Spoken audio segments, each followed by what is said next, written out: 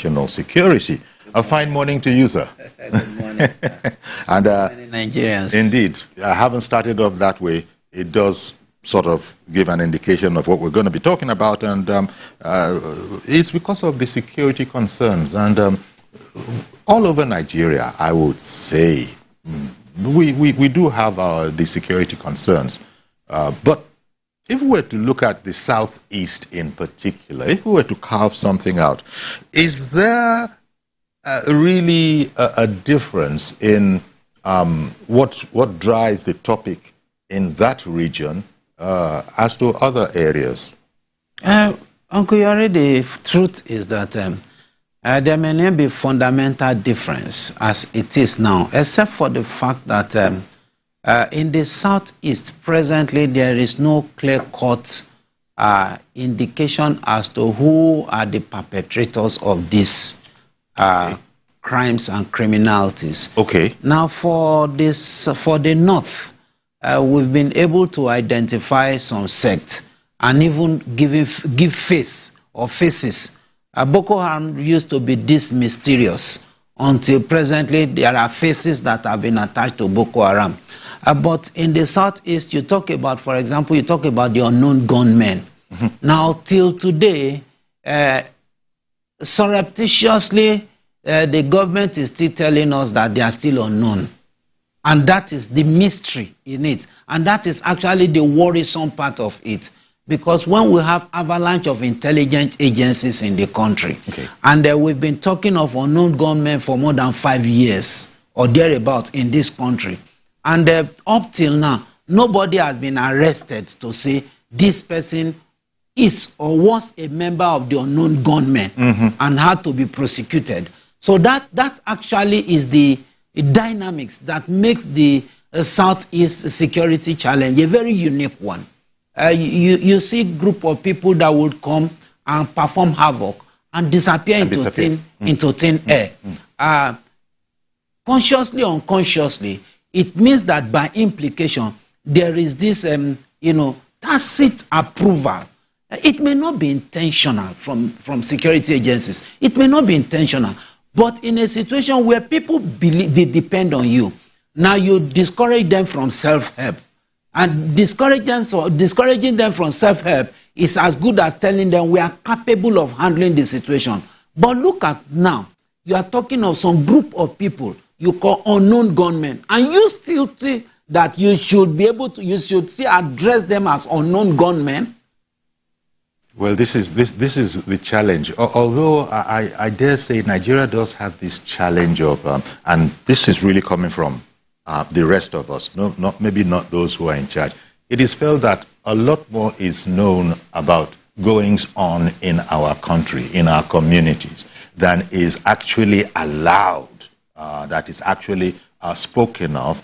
And this sort of binds everybody, both those who should be in charge and those who indeed are yearning to be governed over. When you try to read up on this subject, you find that the elders in that area, they are not short of expression.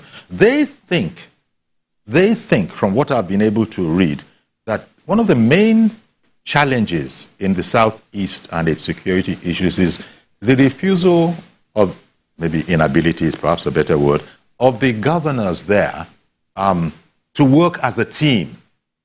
Everybody, so the narration goes, so the narrative goes, everybody wanting to, become a victor on his own, whereas it is being emphasized by those elders who are commenting, some of them who are now retired, saying that we need to come together to solve this matter together. There is the thought, there was recently a summit, there's the thought that present leaders don't consult enough. Present leaders in the Southeast don't consult amongst themselves enough. And the idea, you can see the idea behind that thought is that if you won't tap the experience of those who have come, served, and gone, but are still around, how are you going to achieve anything?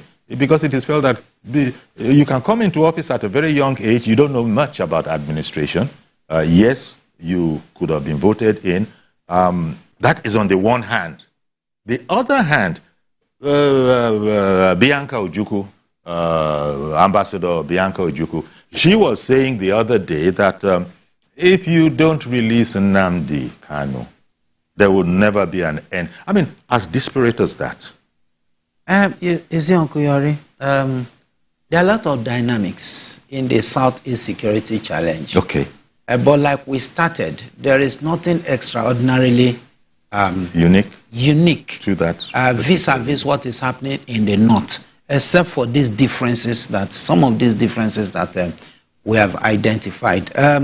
That governors don't work together or in unison in the Southeast is not peculiar to them. It's a national problem. Even in this North that we talk about today, it's not as if the governors are working together, as it were. You know, and don't forget that we are in a society where it is only government agencies that bear arms. And after that, the next people that bear arms are the criminals. The terrorists, the criminals. These are the two people that don't need licenses to bear arms in this country. The government and the terrorists or the criminals. You know, but you and I, we need license to bear arms. If you don't have license and you have in possession of arms, you will go to jail for it. So that is one paradox that there's an accounting in that sense. That should settle at the back. Now for the Southeast, the political part of it is not helping matters. That's just the truth. You know, politicians are more interested in their political ambition vis-a-vis the security challenge there. And why I said so is that let us even assume, without considering that you have some limitation, especially because even your own paramilitary organizations don't bear arms. But you can be highly instructive to the extent that even the police and the army and you can empower them. You can put them on the run in such a manner that even the criminals will know that in your own state, it may happen in other states, but in your own state, you won't allow that. You won't condone that. But it's not happening like that in the Southeast. That is one aspect of it. Then another thing is that even the people themselves are not ready to push out the criminals among them. To what extent are they even cooperating with standing army, the police and the like? To what extent are they cooperating with intelligence agencies and the like? That is also another aspect of it, which the people must look inward. Now, don't also forget that the Southeast, they have this independent kinsmen, what do you call it, cultural orientation. So it's not as if they are, you know, what do you call it, they are so coordinated. Right from the word go, it's a kinsman thing. So if security is going to bring them together, now it has to be something that is of a common interest to them. So that now brings me to the issue of Bianca Ojukwu. Now, that means that as it is now, whether you like it or not, the government has made a hero out of Nnamdi Kanu. Government, by, you know, arresting him and detaining him and, you know, bringing out popularity out of nothing. Nobody knew this man from anywhere before. But one of the best ways government unconsciously brings out hero from activists, the day you arrest them, you have made them automatic heroes. Because most of the time, if you look at the way it starts, you know, unassumably, it starts quietly and all those stuff like that.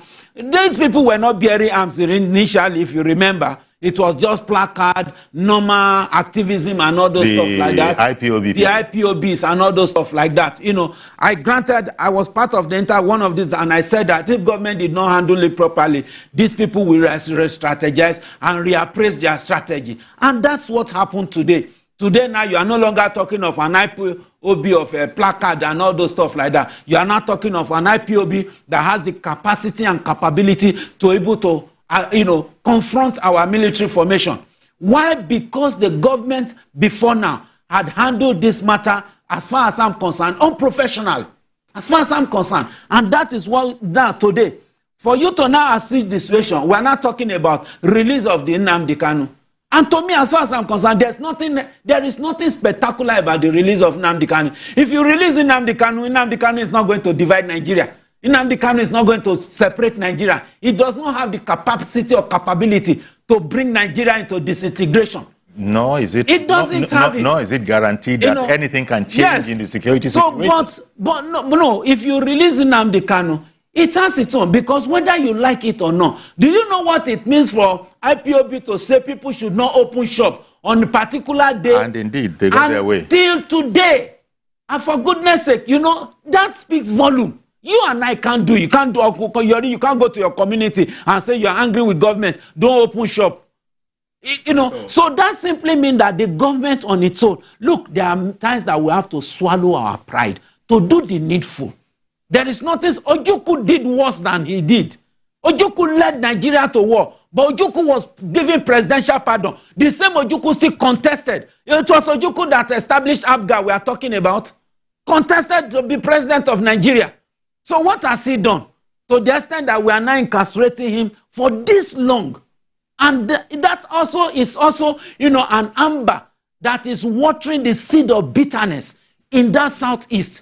So there's nothing spectacular about the release of Nnamdi Kanu. It's a political matter. It's not a legal issue. There's nothing like treasonable felony and all those things we are talking about. It's a pure political solution that we are going to court and come in every day. He can remain in court for how many years? Obafemi Awolowo was in court for 10 years or thereabout, or was in jail. All those things are political things. And the only solution is political solution. And if the government is humble enough to attend to it politically, it will have its own percentage. Okay, I was going to say that. Yes. It isn't as if you're saying... No, it's going to have its own fundamental percentage in the reduction of the security challenges in the southeast. Because at that point in time, even the unknown government and the IPOB, now the question will now be, on what ground, on what rationale are you now talking about this type of violence? Indeed. Yes. Hello, good morning, Mr. George in Ikeja. Uncle Yori, and good morning to Tony. Yes. Good morning. Uncle Yori, truth must be told. When this issue of agitation was launched by Nnamdi Kanu in the East, it wasn't militant initially. Later on, he launched a military wing that was becoming troublesome to the society. We did not see the leaders in the East do anything. From my own way of seeing it, they instead encouraged it. The political elites in the East believed it will help them in their political ambitions. That if their son is calling for a separate country, the rest of the country might be forced to allow a president to be elected from the East. Because of that, they fell quiet and the thing grew and grew and grew. To the point that they themselves, and even IPOB, set up by Nnamdi Kanu himself, could no longer control it. You can always start something. You can't control the effect. When something like that happened in Yoruba land not long ago, the group came out and said they want separation from Nigeria. What did you see? The leaders in the Southwest, the Obas, the political elites, all of them said, no, you cannot do that. We will disown you. Within a few weeks, it melted down. Those boys did not say anything again. They disappeared into the thin air. But what do you think it is? The elders group, the people who are supposed to be regarded as the leaders and the elders, every day they go to the government, release our son. He has not done anything. And I'm sorry to disagree with Tony on this aspect. When he said the government did wrong by not releasing him, this guy committed crime. He launched a radio station, calling Nigeria all sorts of names. He launched a military wing, committing crimes, killing people. Many people have died. Is that not a crime that the government should punish him for? if your son is doing something wrong, you must tell that your son that he has done wrong in love, not covering him, and then on the other hand, you are using it to try to achieve a political gain. That is wrong. And if you don't, I've always said it on this program on Creole, if you don't address the cause of a problem, you will never solve it from the top. The root cause is that where Nnamdi Kanu came from, his people are hypocritical. I'm sorry to use that word, but that's the truth.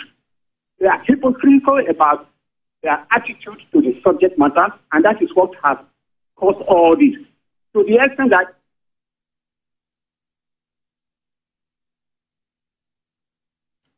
okay, I think we did lose there. Okay, that was Tony. No, so that was Mr. George going on there about his perspective on this whole matter. Okay, some of it was a bit delicate in the sense, one has to be careful about what one utters on these matters. But he doesn't think that, well, you said that there is a percentage that cannot be discounted, that can be achieved. But to the main subject matter, because this is not about IPOB. No. This is not about IPOB. No. It's about insecurity in the area. And where that is coming from, there are these linkages that you don't quite understand. For instance, Ebubeago, for example, their own version of if you want to put it that way. Everybody has to come up with their own sort of, because you pointed out that they were able to say, don't come out. Oh, ye hear this, oh, ye hear this. Don't come out on certain days, and, people complied. People, even though the governors were trying to persuade them, the people complied. Now, and meanwhile, there are also kidnappers, robbers, they sometimes, are exported out of the area. So it becomes difficult because there seem to be quite a number of forces in there. The straightforward criminal forces. Kidnappers. Let me help you. Okay, let the Reverend Dominic come in, and then you come in. Good morning, Reverend Dominic. Good morning, Chief Yore. Good morning, sir. Johnny. We're looking at the security situation in the Southeast. Yes, Yore, it is quite interesting when you bring guests here. But to be frank, Tony, God bless you. Tony has spoken truth to power. But Chief Yore, let me answer George and answer to Nigerians. George is not fair to us. As a man called Joe Ibokwe, his house has been burned down in the East. Most of us do not go to the East because we do not support IPOB. Not because we don't support, we are different. No, we don't support the injustice they made to us. But this young man called in prison now, Nnamdi Kanu, when he rose up, most of us, I won't tell you what I told him on television. We told him how to go this way. You can't fight an elephant while you're an ant. That's another thing I don't want to say here. Most of us, Yori, do not go to Southeast again. Because if you go to Southeast today and say, young men, take it easy, you become a saboteur. You are married to be destroyed or killed. So, George is not fair. All the elders of Igbo land did not support this movement the way they're going about it. We supported that there's injustice made against us, but you don't use injustice to fight injustice. That's our position. Number two, Tony has been right. When this thing started, they declared IPOB militant group. They have not killed one fly. Tony is my witness. I'll talk some more. They have not killed one fly. We said the last administration, not this administration, but administration, mismanaged the whole issue. How do you tag a people who in UN, you have right to say, I don't want to belong to this nation or that nation. You don't tag the militants. By that time, they have not killed one bird. They have not killed one fly. It's when they call the militants, and they arrest this man, take him to court. One of our senators, I believe it, stood for him. And when he came back, Nigeria government went to his house to fight him Even not the day of the court. These guys are not as stormed. It is that war. I went there 2 years ago. If you still go to Nnamdi Kanu house today, it's like a civil war place. Over 20 cars were burned down. I'm not supporting him. But what I'm trying to say, there's no Igbo man that watched this case. I'm above 50 and have been part of the Igbo people that supported Nnamdi Kanu and the way he's going. Do you know he calls us as pastors? He said we are stupid pastors. He don't respect the traditional rulers. He doesn't respect the political leaders. They won't like what I'm saying now. But judge is not blanket we, who are intellectuals from SouthEast, that we supported Nnamdi Kanu. That is not true. What happened is that the last government mismanaged it. Do you know that this young man called Nnamdi Kanu has started this shenanigans in the days of Goodluck Jonathan. And Goodluck Jonathan ignored him. He went to the dustbin of no history. It was the Buhari government that made hero out of nobody. And today, here we are. Let me say this. The situation in SouthEast today, even though you release this man, we don't go to normal. Because Amrapas have become IPOB. Kidnappers have become IPOB. What is unknown government? I've told you this station, there's nothing like unknown government. IPOB people are our brothers, they are our sisters, they are our cousins, they are our in-laws. We know them. But what you call unknown men, we are criminals who took advantage of a bad situation. So please, judge not insult the Igbo people. We do not support that nonsense. If we want to pull away from Nigeria, we are intellectual enough to know what to do. And we're not going out of Nigeria. We have built this nation from Sokoto to Abuja to Lagos. People, we have built it, we're not going anywhere. So please, sir, let me say this. I beg Tinubu, who is a good activist like me, to release this man to go back to UK and let's find our peace here. But that man is irrelevant to come to Igbo land. He has no voice in Igbo land. It's not a possibility. All right then. Well, I think he just said some of the things I wanted to say with respect to your question, that as we speak today, criminals have taken advantage of what is happening in the Southwest. Southeast. What ordinarily should be a political agitation. It's just like when you hear kidnapping in the north, for example, you first of all go to, everybody thinks it's the Fulani men that kidnaps. But it's not a very big business. It has nothing to do with the Fulani or any, it's just exclusively criminals. And maybe when you talk about the, when you talk about the terrorists that want to use it to raise their terrorism, financing, whatever. And that's what is happening in the Southeast as we speak. As we speak. Unfortunately, being aided and abetted by their own brothers and some of the criminal elements that are in some of these forces. Aiding them and abetting them. And that is why you are talking about some of these security challenges in this Southeast. Now, Nnamdi Kanu will, once you see, there is no way you talk about Southeast security challenge that you will not talk about IPOB. Yes. You know, because, but like he rightly said, IPOB is now a combination of the good, the bad, and the ugly. And it's a combination of all forms of criminals. Maybe some of them can be, you know, can have that philosophy and the like. But, you see, it's so painful to the extent that prophetically, if Nnamdi Kanu is released today, it may interest you that he may contest as president of Nigeria. It may interest you that if he say, okay, I want to be governor of his state, he will win landslide. Well, because there is a certain notoriety now. That's, he will, if he decides to say, okay, I want to start from my state, he will have a landslide victory. Okay. Luke in Port Harcourt. Good morning to you, sir. My brother, see, I want to differentiate. Let us understand this thing this way. There's different types of different criminality.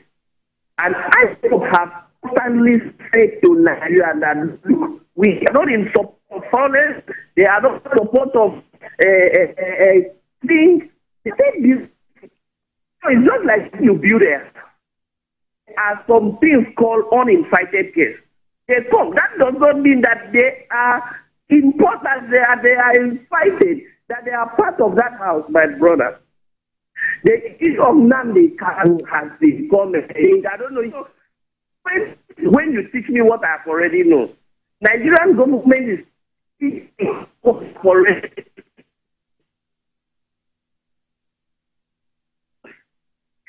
It pains me when I saw Supreme Court returning this man back to a lower court. That was thing would have been buried. When people come out and say, look, release Nnamdi, why we are saying so is because we want to differentiate between the invited guests and non-invited guests, my brother. As it stands today, I am an Akwa Ibomite. If anything happened by the military from the Southeast, I'm not seeing it as a professionalism. I'm not seeing it as a justified issue. Because, see, my brother, let us be very frank with us. Until you differentiate these two things, we are not going to have it right. Let this man go so that everybody can criticize what is to be criticized. Everybody can condemn what is to be condemned. Everybody can come out and say, okay, fine. Now that this is called by his name, what about this? And then we will also come out to say, look, government, use force. But as it stands now, I am telling the Nigerian government that whatever force they use on the Southeast is injustice. To me, that's personal. That's personal. Until Nnamdi Kanu is, in fact, it even come to a stage where I said, if you want to jail him, so that we understand that, look, he has committed a crime, and he is paying for what he did. But as it stands now, it's just like you putting one leg inside a car and then putting one outside the other one outside the car. It's not normal, my brother. It's not normal. This man has been, okay, even up to the Supreme Court, the only thing they said here was, oh, sorry, it was a mistake. We know that you were, I don't know, from Kenya and all those things. Is that what is your job? Your job is not to sympathize. Your job is to do justice. All right, then. Well, thank you for calling in, Luke. Really appreciate your call. Do please stay with us with Dr. Tony Ofoyetan in studio here. We'll take a short break. We'll be right back. Stay with us, please.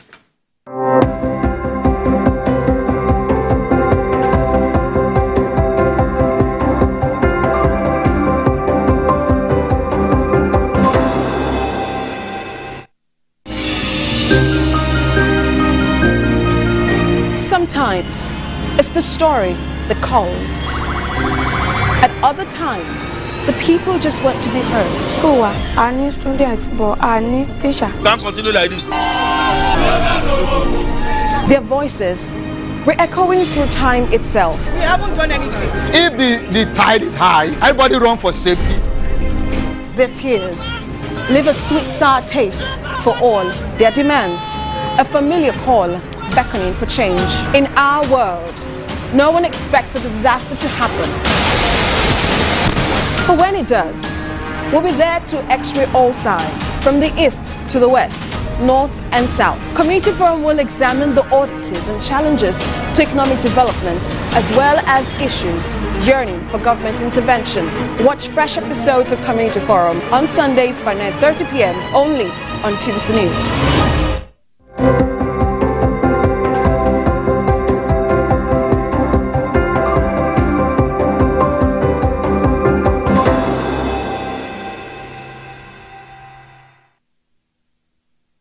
Okay, welcome back, and we're looking at the security situation in the Southeast, and there seems to be a thought that it's all intertwined, unfortunately, with criminality and political agitation. That is to say, the IPOB, on one hand, that is seen as a political agitation, but people are being very, very careful how they speak about it. Oftentimes, even from within the Southeast again itself, it's not the most popular subject. Speak to any person of caliber, any notable person there. Oftentimes they beg off, say, you know what, just please leave me out of this. I've said all I want to say on this matter. The long and short of it is that there's no reason not to let Nnamdi Kanu go, but can we move on to other subjects, please? So, so you get the impression that it's something of a hot potato. Yes, it is. It's something of a hot potato. And you made the point that, look, it has now mixed up with wanton criminality. There are people who are hiding on its shadows and are saying that, look, if they are agitating for something, we are also agitating for something, but they dare not say it out loud that they are agitating for ransom money, for criminality, you know. I think that's where the executive governors of each of those states become highly instructive. If you are the chief security officer of your state, and you've been able to take some steps, maybe like the establishment of Ubebeagu or what the name is, you know, and some other paramilitary organizations and agencies. I think the state governors should be able to take it beyond the level of rhetorics. You see, there is nothing the state government cannot do if they decide to do it, with or without gun. With or without gun. Working together is the problem. In your own state. Well, in your own state. See, it's not compulsory that you must be united. But wholesomely. It's necessary. It's good for the good of all. But now, as we speak, Egbon, if other states are not ready to unite with you, you have the primary responsibility to ensure the security and safety of your own state. And you don't think enough is being done in that? I don't think so. Look, let's give credit to Obiano, what's his name, the former governor of Anambra State, and even Peter Obi. Remember that during this young man's or this man's time, in short, Anambra was the headquarters of kidnapping until they started the idea of the house. If your house is discovered to be the hideout for kidnappers, it will be demolished, and they were intentional about it, to the extent that kidnappers had to run away from that state. And that's what we are talking about. Let the governors be intentional. Look, you have traditional rulers. You have AOBs and the like. Tax them that in your community, if we hear of any case, let's start from the issue of kidnapping. Let's even leave the issue of terrorism. If we hear issues of kidnapping in your own territory, consider yourself deposed. There will be questions. Arinze in Aja. Good morning to you, sir. Well. So if you tell the traditional rulers like that, you give them marching order, and you also give them some things to make sure that you are encouraging them to do what, look, there will be results. They know all the miscreants in their community. They know the boys that are capable of committing certain crime in their community. They know if a goat is stolen. They know which of the boys in that community is most probably the culprit. So these are areas the government should truly harness and ensure that traditional settings rulers are brought in to the extent that they are participatory in the security of that state. Not just to put everything on federal government, everything on federal police, everything on army and the like. The government agents, they are already more or less like highly overwhelmed. The security, we are not at war, but look at our military. Out of about 36 states or so, they are functionally active in more than about 34 states of the federation. And we are not in war. So these are things that can be de-emphasized. If the governors are able to understand that the security votes that they are giving is for a purpose. It's not just for jamborees and the like. It's for a purpose. Use it for that purpose effectively. And your state, with or without federal government mind, will experience some level of peace. So what do you think is preventing that? Is it inexperience? Is it laziness? And in any case, in what way is this really different from what we say about insecurity in the north as well? It's not like, I've said... insecurity in the north as well, as it relates to the governor's response to it. No, this is a national challenge. And if you begin to expand the security challenge in the southeast, you talk about the so-called unknown gunmen now. Now it will shock you that there is an act of it that may be nexus to the terrorists in the east. In this north, there's aspect of it that will be nexus, to the criminals in the north central and all those stuff like that. It may shock you that, you see, terrorism work with a coordinated central command and with high level of deception. So if you look very deeply into the phrase unknown gunmen, there's nothing called unknown gunmen. They are all known human beings working at different strategies and at different levels. So what is happening in the north East may not be fundamentally different from what is happening in the Southeast, except for some of these things, the introduction of the political aspect of it. But I still believe very well that the South is very educated. The governors in the South, especially the Southeast, they are extremely educated and exposed. So they should know what to do. And it's not as if it's a rocket science. It's just being intentional about it. The traditional rulers should be able to support the governors, because that is a state. With due respect to the Northeast, it's in the Northeast you will see that traditional institutions and the political class, they seems not to be in any harmony. They seem to be independent of themselves. You know, that high respect and high regard for traditional setting and traditional institution is not in the Southeast. Unlike in the North, you know, unlike in the Southwest here, when if an Oba stands up, all of you must, you know, prostrate or bow and reverence that person. So whatever he's telling you is going to be, you know, accepted and honored. Yes. But in the Southeast, if you have money bigger and better than the Obi, for goodness sake, he cannot ask you to sit down. Okay. Mba in Lagos. Hello. Mba, good morning. Good morning, sir. Yes. I am from Imo State. Okay. I want to contribute to what you are saying. Please, go ahead. It's happening in SouthEast. Go ahead. Security. One time last year, I traveled home. I had to take bike, what we call Okada. I told the guy, why is it that you people are not allowing people to move out on Mondays? He said, Madam, don't talk about that. See what this government is doing to Nnamdi Kanu. Anybody that wants to try it, that's the only way they will respect him. I said, my brother, you don't understand what you're talking. Does it affect the federal government? Is that a protest to the federal? The guy dropped me where he dropped me at that spot and collected his money and said, we are the people selling Igbos. Now, what am I trying to bring in? Let the governors do more. They are not educating them. Let there be enlightenment all over. I know they are killing security men. Now I want to talk about the unknown gunmen. Some of these unknown gunmen, like my state, they are from the governor. He's making it to look as if there is trouble over there. It happened that I'm the president general of my community, women development, all over. That is home and abroad. This August meeting that we always go.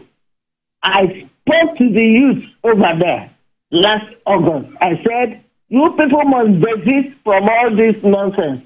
It was from there I now understand that it was our governor who is sponsoring those unknown gunmen, so that it will look as if they are the people killing them. I tried my best to convince the mothers, because children are closer to mothers than their father. I spoke to the women. Every day I go around with town crier, I continue to talk. What am I trying to say? Let the government do more. They have not done enough. In fact, somebody called me from village this morning. I'm in my office. Somebody called me to give me a report that some of the boys smoking in their hemp and all the rest of them, they have surrendered. They went to a reverend father and said they don't want to do it again. So you can see that was just August that I went around for 16 villages. Let our governor, through the councillor, do more.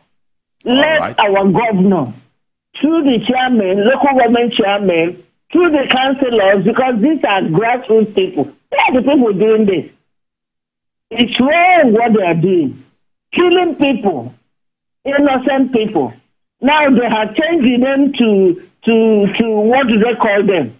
That they are cultists. It's not cultists, so somebody also called me to confirm. Since Saturday, this problem has been on at me, but people called me to say this is what is going on. I cannot from Lagos go there And from Imo State, Nibo is in Anambra. There should be a president general of the women there. Let her come out and talk to the boys as a mother.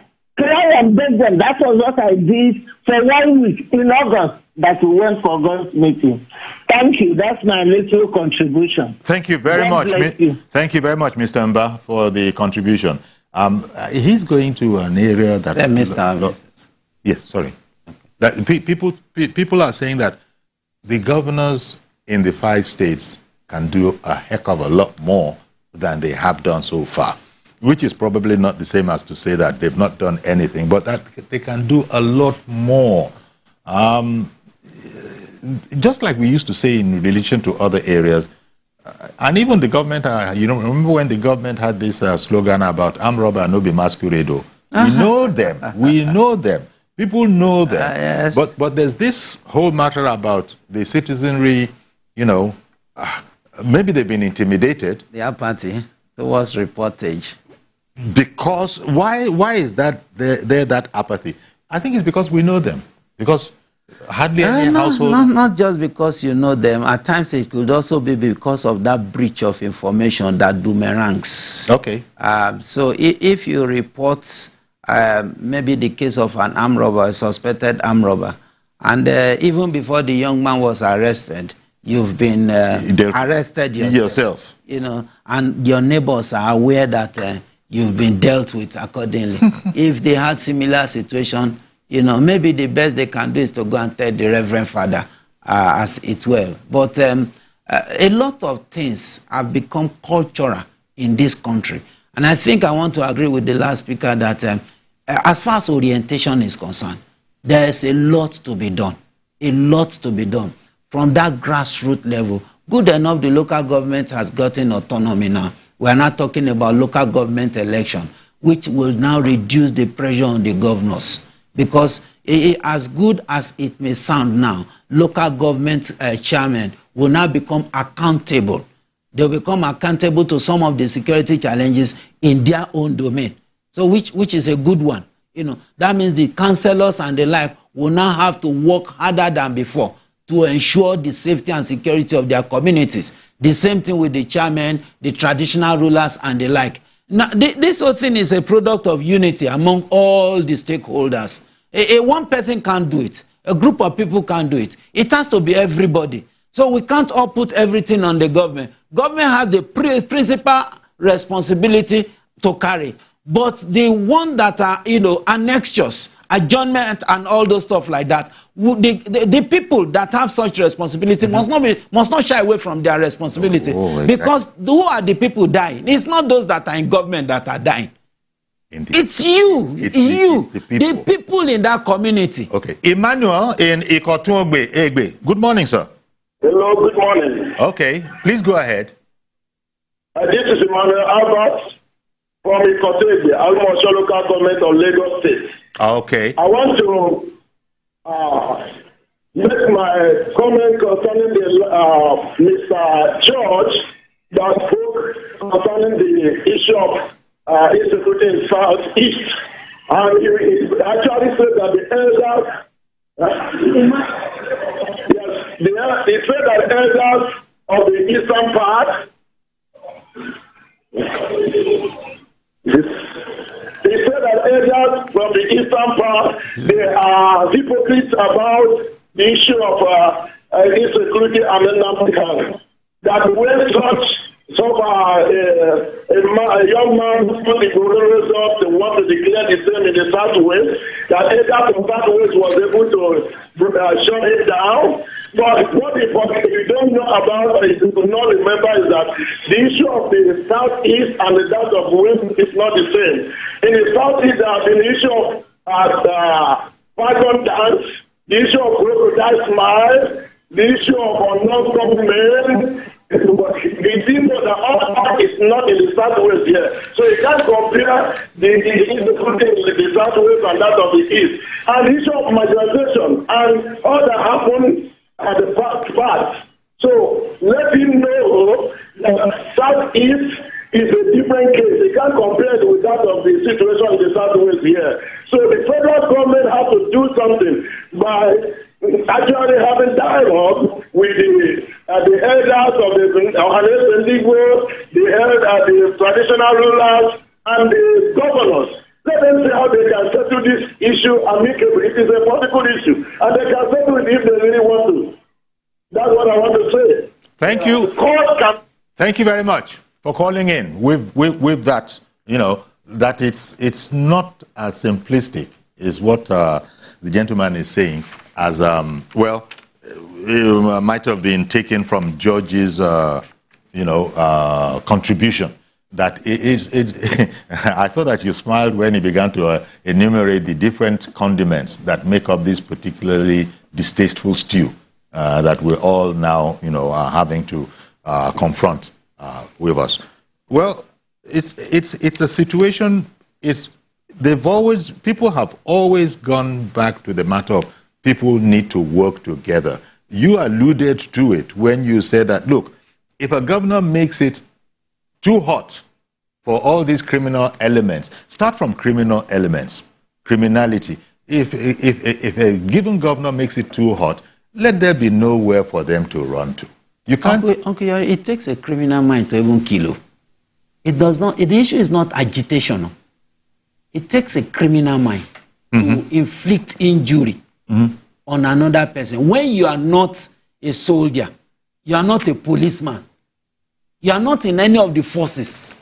Are you there with me, Uncle Yari? Yes, I hear you. Now, out of anger or your agitation, or so-called agitation, to destroy and to injure, and worst of all, to kill, I'm sorry to say, it takes a criminal mind. I stand to be corrected. It takes a criminal mind. For what?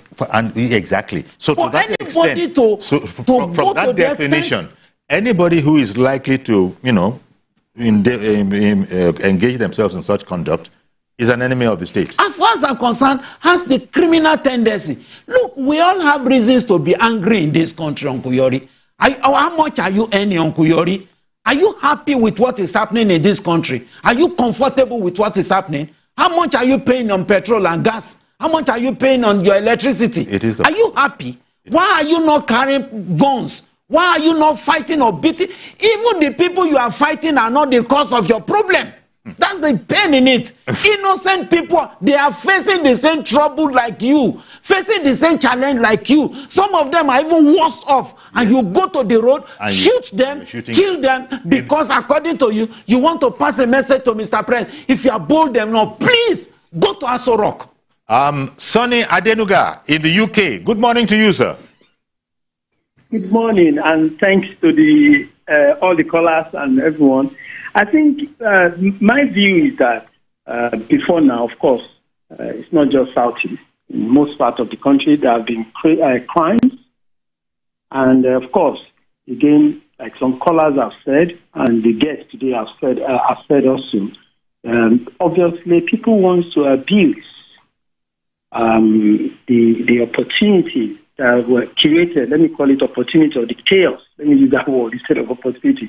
Chaos created by the IPOB in the SouthEast to be able to cause trouble. So obviously, many people will be coming from different perspectives.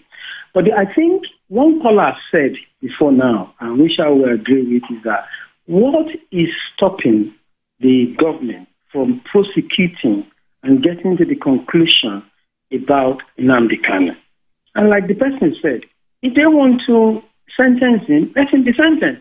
The idea of keeping an individual it's even, in prison, it's against even the democratic values.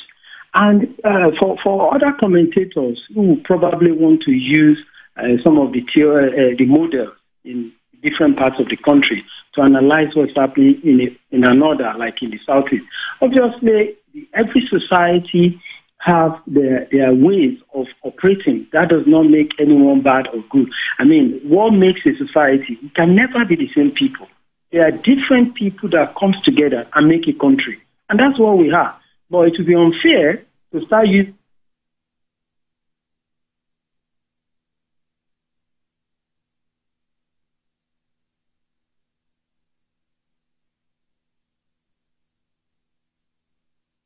Okay, I think we lost that Yeah. And well, I think Tony, this is the place to leave it. You know, unfortunately, this is the place to leave it. There'll be much more that can be said about it subsequently. And so I do want to thank you very much, Dr. Tony Ofoyetan, for coming in. And thanks to Sonny Adenuga, who called in from the UK, and all the other callers. We're going to have to leave it there. But as we leave, there's an event going on in the Federal Capital Territory, something about infrastructural, development, an event that is being covered live, the official flag off, of the event. Okay, so do please join us tomorrow for a fresh edition. Bye-bye for now. Of the National Assembly, permit me to especially recognize the chairman of the House Committee on FCT, Honorable Mukhtar Aliyu Betera, other senior ranking members of the National Assembly, both retired and serving, here present.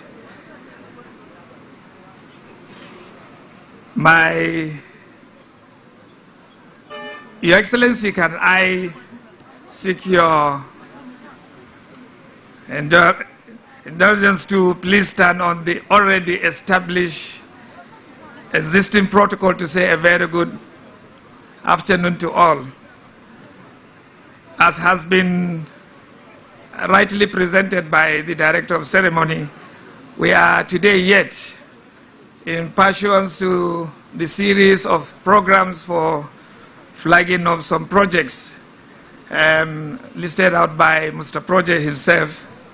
Today we are at this location to formally flag off the construction of access road to the judges' quarters, as is so named for contract procurement, but actually it's a road which among others will open up substantially the Katampe district and other adjoining districts. Well, as we are seated here, overlooking the Ring Road 1, otherwise named Namdi Azikwe Expressway,